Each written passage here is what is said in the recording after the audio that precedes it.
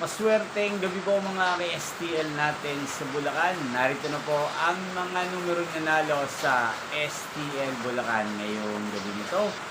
August 8, 2026, 8 p.m. Third draw result. Yan, nakikita nyo na po ngayon sa screen ng inyong cellphone ang mga numerong nanalo sa STL Bulacan. 21 at 31 in exact order po yan. Sa mga nakataya po ng mga numero niyan kanina, congrats po sa inyo.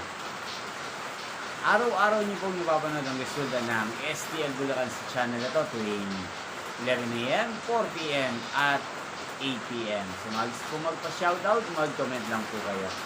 Inyo pong napanood ang resulta ng STL Bulacan sa channel na to, Roderick Hernandez TV.